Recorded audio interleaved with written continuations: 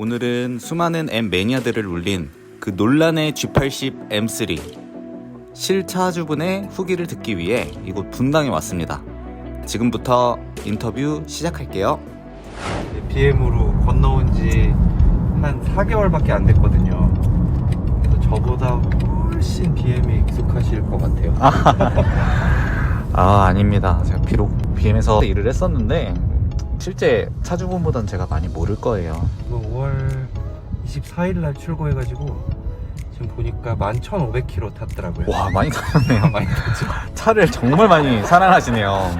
원래 처음에 사고 이제 길들이기 점검을 하잖아요. 네. 근데 디퍼 오일이 지금 국내에 재고가 없어요. 그래가지고 어디 센터들 막 전화 걸어보니까 한 군데 있더라고요. 그래서 그게 소진되기 전에 길들이기를 끝내야 되겠다 이래가지고 출고하고 엄청 탔어요. 그리고 길들이기 점검 끝나면 키로수를 좀 낮춰야 되는데 네. 관성이라는 게 있잖아요. 그러니까 그대로 그냥 그대로 7월 말까지 계속 타가지고 7월에 4,000km 정도 탄 것 같아요. 그렇게 타기도 힘들 텐데 장거리를 많이 뛰신 거예요? 아니면 그냥? 네, 7월에는 저희 회사가 뭐 청주에도 있고 구미에도 있고 이래서 출장을 잡아가지고 차를 타고 갔다 오고 그런 걸 많이 했죠. 장거리 많이 했죠. 이게 근데 생각보다 편한데요? 편하죠. 네. 지금이 이제 그 엔진은 이피션트고 서스랑 다 컴포트 이 상태인데 저는 BM은 이게 첫 차량이고 근데 F바디 때는 F80만 살까 하고 시승을 한 1시간?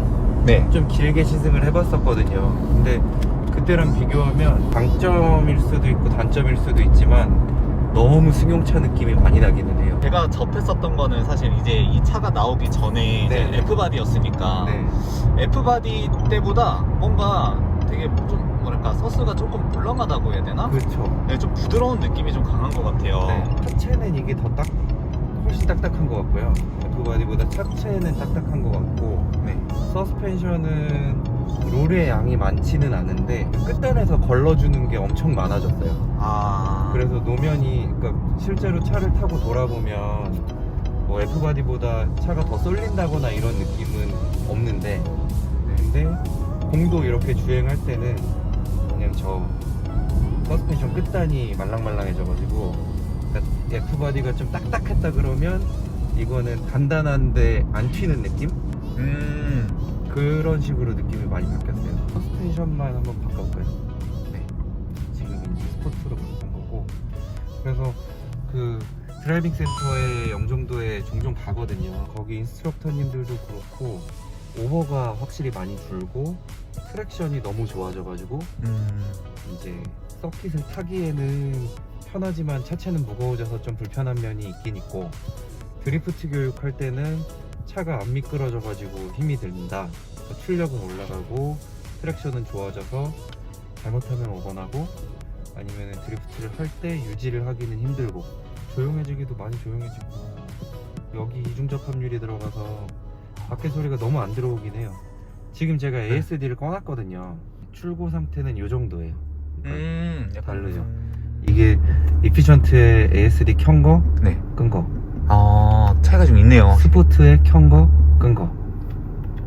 스포트 플러스에 켠 거, 끈 거. 차이가 나죠. 끄면 확실히 소리가 아예 안 나네요. 스포츠 플러스여도. 그래서 지금이 이제 켜고 이렇게 되면 되게 시끄러운 차처럼 느껴지는데 사실은 이게 이제 스피커에서 나오는 소리이고 끄면은 요 정도예요. 요 정도 스포트일 때, 스포트 플러스일 때도 많이 조용해졌죠. 되게 많이 조용해진 것 같아요. 오히려 ASD를 켰을 때 약간 예전에 그 M의 그 소리가 나오는 것 같아요. 그쵸. 근데 이제 한국 들어온 모델들은 OPF 안 달린 모델들이 들어오는데 환경 규제 때문에 뭐 유럽이나 이런 데 OPF 달린 모델들이 팔리잖아요. 그렇죠. 우리나라도 그럼 언제 OPF가 달려서 나올지 모르잖아요. 그럼 더 조용해질 거라. 그래서 M을 쭉 탔던 분들은 불만이 좀 많이 있는 분들이 계시더라고요. 그럴 수밖에 없겠어요. 그분들 입장에서는 조금 더 재미가 없어졌다? 약간 이렇게 느낄 수도 있을 것 같은데. 그렇죠. 거기다가 무게도 100kg 이상 늘었다고 하지 타보면 차도 편해졌지, DCT에서 토크 컨버터로 바뀌어서 미션 체결 속도도 느려지고 변속감도 체결감도 없어지고, 그러니까 뭐 여러모로 뭐 하다못해 F바디는 브레이크 패드 소음이 되게 컸었잖아요. 네. 뻑뻑 소리 났었잖아요. 그렇죠. 근데 이거는 소음이 없는 건 아닌데 네. 되게 좀 비굴하게 끼리끼리 정도? 야, 그러면 귀엽죠. 예, 그 막 거친 맛을 좋아하시던 오래된 M 매니아들한테는 매력도가 확실히 떨어지는 차인 것 같은데, 그게 좀 이해가 가긴 하는 게 그 M2가 없었잖아요 옛날에는. 네네. 근데 지금은 M2가 이제 너무너무 재미있는 차라고들 말씀들 하시고, 그렇죠. 전에 M3랑 M5 포지션이 이렇게 M3가 좀 더 스포티하고 M5가 좀 더 편하지만 가속성능 훨씬 좋고 이런 포지션이었다 그러면, 지금은 그렇죠. 이제 M3가 M2랑 M5 사이 포지션으로 들어간 것 같고, 완전 펀카는 M2한테로 간 것 같아요. M2가 이제 훨씬 더 무게도 가볍고 네네. 차체도 조그만 해가지고 움직임이 확실히 다르니까. 네, 이거랑 M2 CS랑 가격이 거의 같거든요. 아, M2 고민이 많이 되셨겠어요. 근데 저는 뭐 이제 어쨌거나 얘를 맨날 타야 되고, 아, 집에 SUV가 한 대 있긴 있는데요. 네. 근데 이제 그건 저희 와이프가 타고, 저는 이거 타고 출퇴근도 하고 출장도 다니고 이래야 되니까 4도어를 살 수가 없는 상황이었어요. 저처럼 이제 4도어 세단이 무조건 필요하고, 그리고 맨날 타야 되는 사람들한테는 M3가 더 맞는 것 같고, 데일리 세단이 있고 진짜 산에를 간다거나 뭐 아니면은 서킷에 간다거나 이럴 때 재미있게 타는 거를 원하는 분들한테는 이거보다는 M2 CS가 훨씬 좋은 것 같아요. 이제 이 차가 아무래도 1억이 넘는 네네. 차량인데 1억 구간에서의 그 차량 선택지가 엄청 넓잖아요. 그런데 이제 M3를 선택하신 이유가 혹시 있을까요?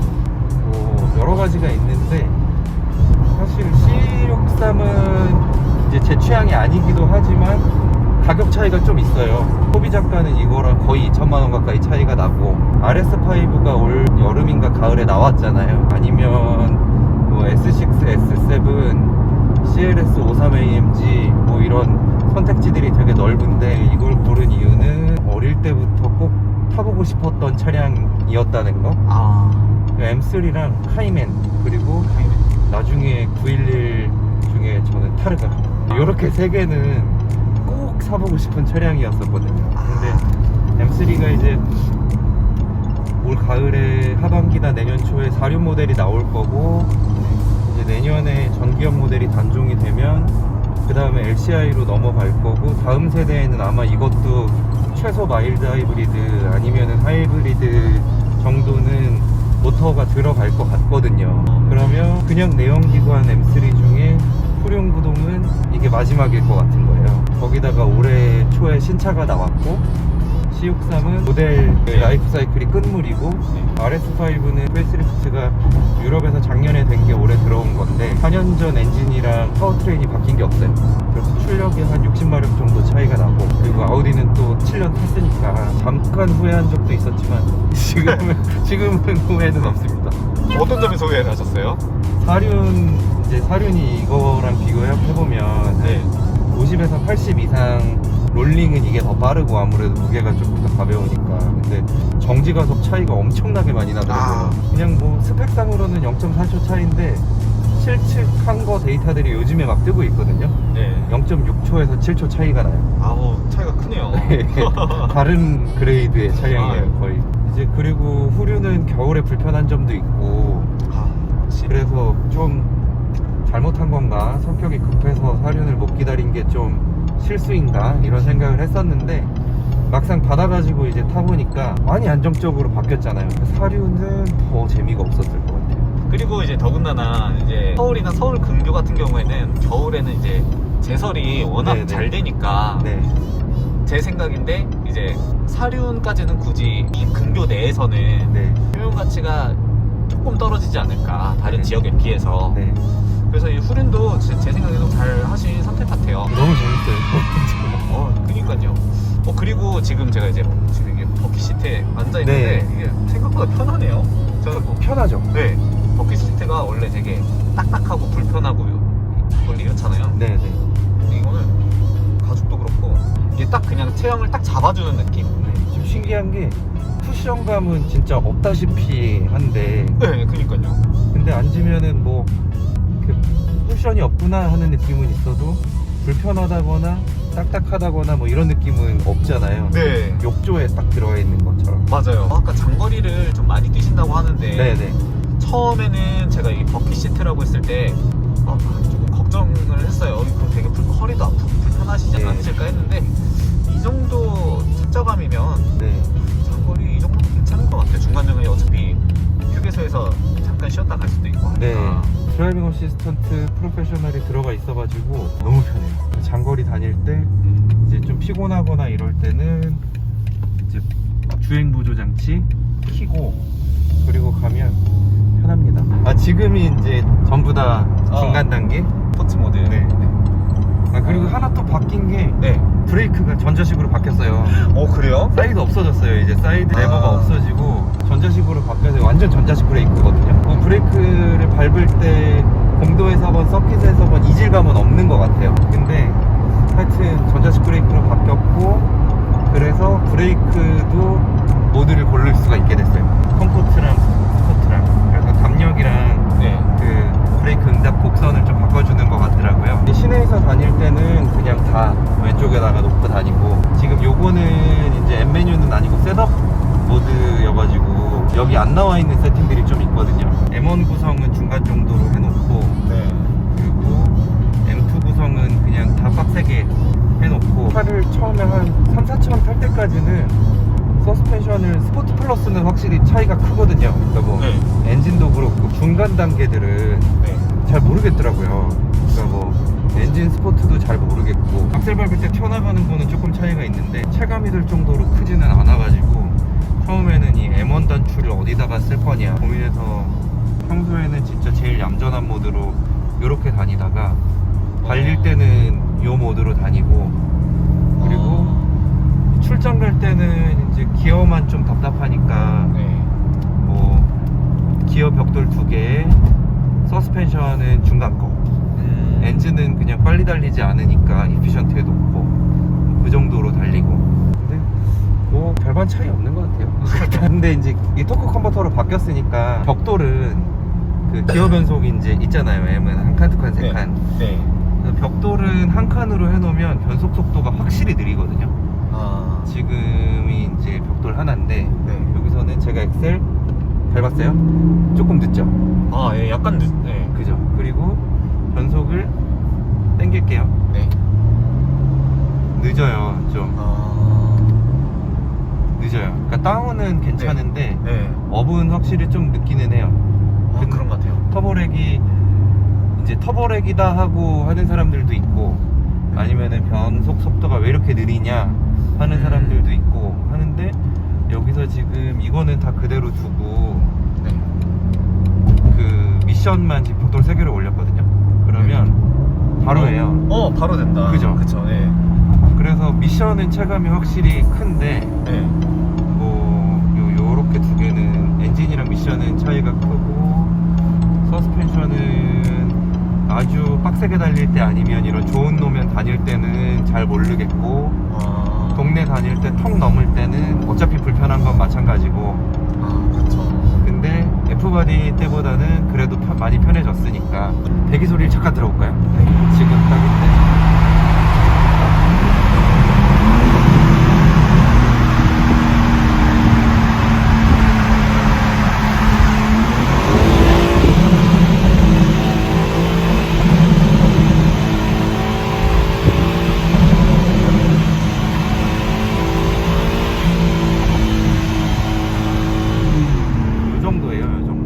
엔진 소리가 엄청 커졌어요. 그러네요. 그 약간 모터 소리처럼 나고 네. 그리고 F바디 때는 한 3500rpm, 4000rpm 이 정도에서 팝콘이 잘 터졌던 것 같은데 얘는 한 최소 5000 그리고 6000에서 7000 사이 뭐 요럴 때 팝콘이 잘 터지니까 공도에서 그렇게 빨리 달릴 일이 없잖아요. 그러니까는 80km 도로 이런 데서 팝콘 들으려면 무조건 2단까지 내려가지고 6000에서 7000 사이를 해야 지금 같은 소리가 들려요. 전체적으로 음색도 좀 낮아지고 환경 규제 때문에 그러는 건지 근데 배기 라인이 좀 두꺼워졌어요. 중통도 두꺼워지고 엔드도 지금 100파이가 들어가 있어가지고 유량이 엄청 많아야 배기가 팝콘이 비슷하게라도 터지는 것 같기도 하고.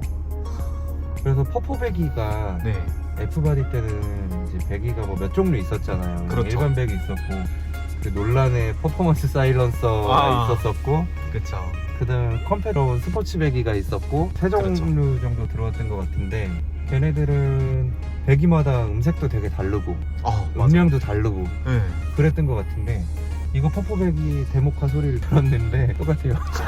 소리가 그냥 이제 엔드만 바꾸거든요. 똑같아요. 그래서 좀 배기는 진짜 아쉬운 부분이긴 하죠. 그럼 혹시 배기를 네. 튜닝하실 생각은 있으신가요? 애프터마켓 배기들 생각을 해보기는 하고는 있어요. 근데 일단 몇 가지 이제 그 메이커들이 있잖아요. 근데 아크라포빅은 가격이 되게 많이 오른 것 같고, 레모스는 소리가 엄청 클 것 같고, 음색은 둘 다 스탠백이어가지고 비슷할 것 같은데 다 하면 구변이 안 될 것 같아요. 그리고 이제 요즘에 저는 이제 올해 들어서 네. 처음으로 서킷에 입문하는 단계예요. 완전 초보인데 카본이 배기를 할 돈이면 네. 나는 휠이랑 타이어랑 브레이크 패드에 돈을 쓰겠다. 약간 그렇게 생각이 바뀌고 있어요. 그리고 배기랑 비슷한 금액에서 뭐 할래? 라고 물어보면 네. 서스펜션 살 것 같아요. 그것도 생각을 해보고 있고, 아니면 타이어가 생각보다 많이 달아있더라고요. 거기다가 이게 무게가 많이 들어가지고 전륜이 네. 타이어가 진짜 빨리 닳더라고요. 후륜은 괜찮은데 전륜이 뭐 제가 이제 서킷 초보니까 뭐 네. 그렇게 빡세게 타지도 않을 거잖아요. 그냥 바깥쪽 트레드들은 뭐 금방금방 달려서 없어지고 타이어를 좀 타지 않을까. 근데 휠 사이즈가 이게 앞이 19인치에 9.5J, 뭐 뒤가 20인치에 10.5J예요. 네. 그래서 출고 타이어는 275351고 285320인데 20인치 하이그립 타이어들이 네. 비싼 거밖에 안 나오더라고요. 그쵸. 최소 PS4S 배따기 이런 것도 생각을 안 해볼 건 아닌데 근데 배따기는 좀 애매한 면이 여러모로 많잖아요. 소리는 좋던데, 그래서 이제 고민하고 있죠. 비용이 뭐 애프터마켓 배기들 10분의 1도 안 되니까. 네. 엄청 저렴하시고. 그리고 지금부터는 이제 그냥 쭉 요 세팅으로 타볼게요. 비가 와서 어차피 그쵸. 꼬불꼬불한데도 같은데 노면을 확실히 많이 타기는 해요. 이렇게 스프를 해놓으면 지금 길에 굴곡이 많이 져가지고 네. 그 방금 아스팔트가 울퉁불퉁한 데였었거든요. 네. 그러면 이제 핸들 스티어링 피드백도 좀 더 오고, 그리고 서스펜션도 조금 단단해지기는 하고, 이제 악셀 반응도 이제 요런 거는 출력이 아무래도 많이 올라갔으니까 뭐 잘 달려요. 당연히 잘 달려야겠죠. 네. 확실히 지금 노면 이제 노면을 좀 타고, 그래서 비 오는 날이라. 그쵸. 이럴 때는 조금 위험할 수도 있겠다. 아 근데 M 타고 재밌는 게 네. 그 이제 차를 잘 모르던 시절에는 네. 그냥 내 차가 얼마까지 속도가 올라갈 수 있나, 그리고 어떤 속도까지 어느 정도의 시간 동안 올라갈 수 있나, 뭐 그런 게 되게 재밌다고 생각을 했었는데, 네. 얘는 출력이 차고 넘치잖아요. 그렇죠. 510마력이나 되고 제로백도 3초대고 이러니까 오히려 이거를 타고 나서는 처음에 잠깐은 이제 제로백 3점 몇 톤의 길들이 끝나면 런치 컨트롤 해봐야지 이제 막 뭐 그런 거에 요만큼 관심이 있었다가 네. 지금 시속 90이잖아요. 네. 시속 80, 90 요 정도인데 지금은 그냥 딱 규정속도 위아래에서 얘가 모드를 바꾸면 거동이 어떻게 바뀌고 뭐 그런 거가 오히려 좀 더 재밌고, 차량에 대해서 이제 얼마나 이게 섬세하게 잘 움직이나 진정한 차량의 맛을 이렇게 느끼시고 계시네요. 네, 이제 40살 넘어서 이제 배워가고 있는. 아직 젊으시니까요. 그리고 이제 처음에 이거를 사가지고 너무 느낌이 진짜 안정적이잖아요. 네. 그래서 우습게 보고 이제 사료는 안 산 거를 뭐 다행이다 아까 이런 말씀 드렸잖아요. 네. 처음에 그런 생각을 되게 많이 했었어요. 푸른도 이렇게 재미가 없는데 하륜 샀으면 망할 뻔했다 이랬었는데 뭐 동네에서 이제 어디 올림픽대로를 타다가 저 네. 반포 쪽에 네. 그 반포에서 올림픽대로로 진입하는 길 있잖아요. 거기서 우회전을 한 다음에 차가 없길래 네. 빠르지도 않아. 정지에서 네. 거의 정지에서 한 시속 5, 60? 그 정도까지 풀악셀을 밟았었거든요. 네. MDM을 놨었어요. 이 차는 너무 안정적이니까 재미가 없어 막 이런 헛된 생각을 하면서 MDM을 놓고 풀악셀을 밟았더니 한 50m는 휠 스핀이 계속 나더라고요. 근데 안정적이라 뭐 트랙션이 흔들리고 이런 건 없는데 그렇죠. 뒷타이어에서 이제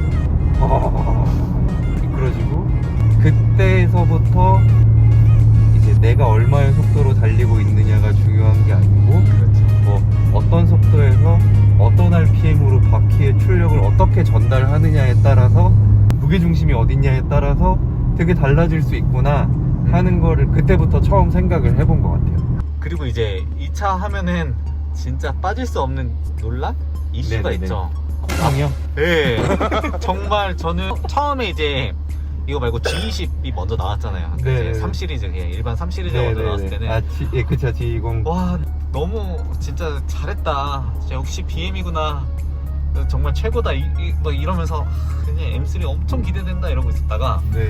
갑자기 해외 포럼이 먼저 나왔잖아요. 네네네. 뭐지? 보자마자 깜짝 놀란 거예요. 약간 자다 일어나서 딱 봤는데 뭐지? 네, 지금 꿈을 꾸는 건가? 할 정도로 충격을 많이 받았어요 처음에. 맞습니다. 그래서 설마 이게 또 렌더링으로 또 안티 팬들이 또 장난쳐놨겠지 이랬는데 진짜 나오건 출시 딱 하고 나서 그때 살짝 눈물을 흘렸었어요. 저도 기억나는 게 처음에 렌더링들 나왔을 때 네. 에이 아닐 거예요 크크크 설마 맞아. 크크크 막 이런 반응들이 있다가 네. 딱 정확하게 기억나는 사진 있어요. 그 작업장인데 미케닉 분들 작업하는 작업장인데 그 그릴 부품 탈거돼 있는 사진이었나? 뭐 하여튼 뭐 그게 실물이 뜬 게 제일 먼저였을 거예요 아마. 맞아요. 네, 그래서 봤어요. 그거를 보고 다 같이 울었죠. 그래도 이제 사람들이 괜찮아 그래도 보다 보면 적응되고 정말 이쁠 거야 네네. 했는데 아직 차가 많이 안 돌아다녀서. 저도 이걸 사기로 했을 때도 솔직히 그 디자인은 감수하고 산다는 입장이었었거든요. 그러니까 M3니까 저렇게 생겼어도 참고 사면은 좋을 거야 이렇게 생각을 하고 했었는데 근데 이제 이거 사기 전에 사실은 네. 340을 살까도 잠깐 고민을 했었거든요. 차가 워낙 좋다고 해가지고. 아 맞아요. 근데 대기가 막 4개월 6개월 막 이러니까 안 되고 저 번호판이 달리잖아요. 네. 그러니까 번호판이 중간에 한 번 또 끊어주니까 좀 저는 이제 차주니까 당연히 돈을 주고 산 물건이면 자기 합리화를 하게 되죠. 적응이 됐는데 네. 근데 실제로 보면은 그래도 사진보다는 낫다는 분들이 많이 계시긴 해요. 왜 그럴까 고민을 해봤거든요. 네. 그 중에 한 절반 정도는 차주가 앞에 있으니까 이제 기분 나쁘지 말아라 하고 실물 보니까는 뭐 나쁘지 않네요 이런 분들도 계시는 것 같고 한 절반 정도는 그릴이 사진이 다 정면샷들이나 뭐 측면샷이나 아무튼 높이가 비슷한 데서 찍은 사진들이 많이 있었거든요 옛날에. 아 그렇죠. 근데 잘 보면 우리나라 번호판 기준으로 번호판 위쪽은 거의 수직인데 이 오방향으로 기울어져 있고 네. 번호판 아래는 이렇게 확 기울어져 있어요. 네. 그래서 차 근처에서 서서 보면 번호판 아래쪽 그릴은 되게 작게 보여요 각도 때문에. 아 그러니까 실물을 서서 보면 저 이제 맨날 탈 때 뭐 맨날 제 그릴을 막 이러고 보진 않을 거잖아요. 그렇죠. 그러니까 그 걸어와서 그냥 타는 각도에서는 그릴이 제가 사진으로 보던 것들보다는 훨씬 위아래로 좁아 보여요. 아 그러겠네요 진짜. 예. 네. 그러다가 가끔 이제 뭐 이제 숙여가지고 이렇게 보려고 보면은 정면으로 보이잖아요. 흠칫흠칫 놀라긴. 그러겠네요. 차 앞에서 약간 지갑이나 이런 거 떨어뜨리면 안 되겠어요. 죽다가 딱 보면은. 그죠, 깜짝 놀랐어요. 근데 왜 이렇게 만들었을까? 막 출시 행사를 해서 질의응답을 받은 적이 있더라고요. 네. 그릴 왜 그렇게 했냐 이런 질문이 이제 많이 있었어요. 근데 거기서 그러더라고요. 그 M3-4 타는 사람들이 디자인적으로 요구를 지속적으로 했던 사항은 일반 모델과 확실히 달라 보이게 해달라. 근데 그게 굳이 나쁜 방향이어야 할 필요는 없잖아요. BMW는 그러니까 스포츠 성향의 럭셔리카 그레이드잖아요. 그렇죠. 그러니까 판매 양도 포르쉐보다 많고 이러니까 환경 규제도 아무래도 포르쉐만큼은 더 빡세게 적용도 받을 거고, 그런 이유들로 이거는 뭐 포르쉐처럼 다 무시하고 만들지는 못하는 브랜드 같으니 주어진 환경 안에서 제일 가장 상대적으로 스포티한 차량을 만들자 하는 것 같아요. 저는 이제 이번에 기변을 할 때 네. 무조건 신차를 사는 게 이제 목표였었고, 그랬을 때 주변을 막 열심히 둘러본 결과 요만한 차는 포도 세단 중에는 없었었어요. 그러니까 물론 뭐 편한 거 좋아하는 사람들한테는 CLS나 뭐 이런 게 더 좋을 수도 있고 그렇지만 저한테는 이제 2 이상 가는 거는 없었었어요. 그래서 목표를 좀 바꿔가지고 이 차를 이제 샀잖아요. 네. 그럼 나중에 일을 열심히 해서 이거는 소장을 하고 네. M2만 타보고 싶습니다. 확실히 근데 시트 색깔이 네. 진짜 되게 이뻐요. 보니까 예쁘죠. 주황색 네. 거예요? 살라미 오렌지라는 색인데 에르메스 오렌지라고 부르는 사람들이 아 진짜 그렇게 보인다. 예. 어쩐지 영롱하다 했어요. 진짜. 그래서 카본 시트는 퍼스트 에디션이랑 5월 입항 차량들까지만 들어갔고 6월 이후 입항 차량들은 그냥 일반 M 스포츠 시트로 바뀌고 대신에 호구 들어가고. 호불호가 많이 갈리겠어요. 이번엔 앞좌석. 와, 진짜 영롱합니다.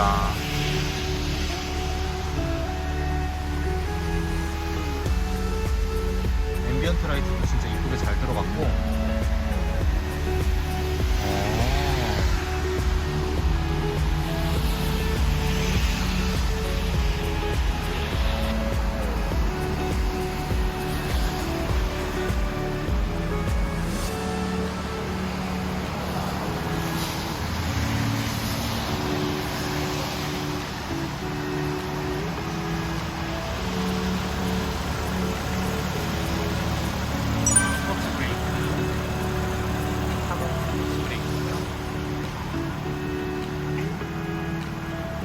확실히 카본이 많이 들어가 있네요.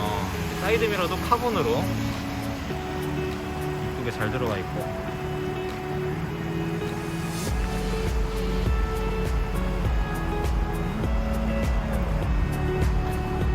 M3 컴피티션입니다.